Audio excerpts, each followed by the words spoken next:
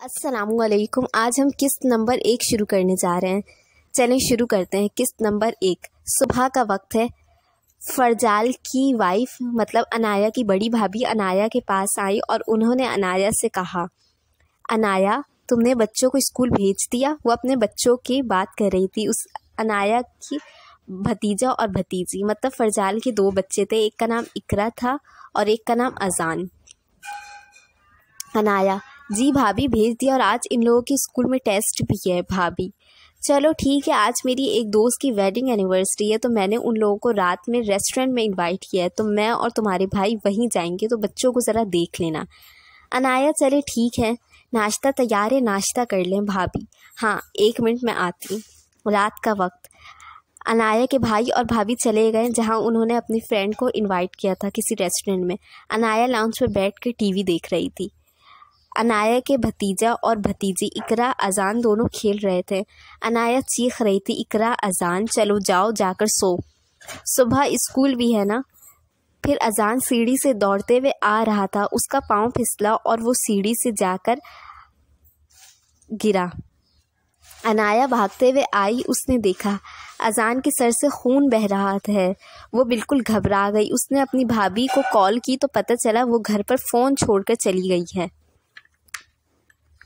जब उसने अपने भाई को कॉल की तो फ़ोन बंद जा रहा था। अनाया शुरू से घर पर रहती थी। कॉलेज या स्कूल वगैरह अगर जाती भी थी तो अपने भाई भाभी के साथ। उसे समझ में नहीं आया। वो गेट से बाहर निकली तो देखा इत्तेफाक से उन लोगों के बहुत पुराने और बड़ी उम्र के चौकीदार थे और उन्हें उस दिन घर जाने में देर हो गई थी। अनाया वगैरह उनको बाबा कहती थी। अनाया ने उनको देखा और आवाज़ लगाई, अनाया, बाबा आप अभी तक घर नहीं गए? बाबा, हाँ यहीं पास में मुझे एक काम था, बस अब घर निकल ही रहा हूँ। क्यों, क्या हुआ बेटा, कोई काम है? अनाया, भाई भाभी गए हुए हैं कहीं। अजान का सर फट गया और हमारी दूसरी वाली कार ख़राब पड़ी हुई है बाबा। हाँ तो जल्दी चलो, मैं टैक्सी ले आता हूँ। फिर अनाया पट्टी वगैरह करवा कर घर ले आई। अजान और इकरा को सुला दिया। अजान को भी दवाई वगैरह खिला दी। दोनों बच्चे सो गए। फिर अनाया की एक दोस्त की कॉल आ गई। बच्चे उठ न जाएं तो वो दूसरे कमरे में चली गई। रात के 12 बज गए। अनाया के भाई भाभी घर आए और अजान को देखा तो घबरा गए और दोनों अनाया के कमरे में गए। अनाया के भाई ने अनाया से फ़ोन छीन कर रखा और कहा, तुम बिल्कुल लापरवाह हो। 2 घंटे के लिए हम लोग बच्चों को तुम्हारे हवाले करके क्या चले गए? तुम तो उन्हें संभाल ही नहीं पाई। जिम्मेदारियों का तुम्हें बिल्कुल एहसास नहीं है। उसकी भाभी ने वैसे ही कहा, जिम्मेदारियों का एहसास और होगा भी कैसे, लगी पड़ी होगी अपनी दोस्तों के साथ या फिर टीवी और लैपटॉप वगैरह में। फिर अनाया ने आराम से ही कहा, भाभी आपको तो पता है घर के कामों से तो मुझे फुर्सत ही नहीं मिलती। हाँ जब फारिग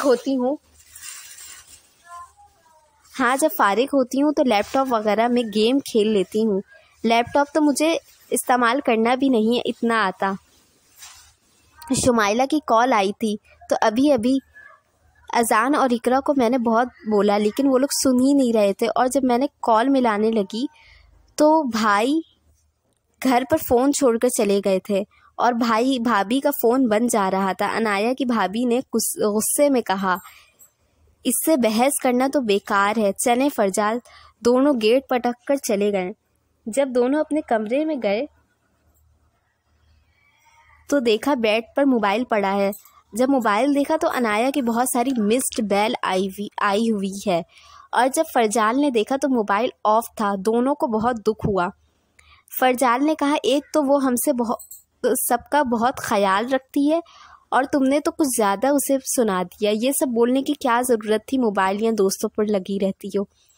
अजान तो है इतना शरारती, हम लोग उसको नहीं संभाल पाते तो वो अकेली कैसे संभालेगी।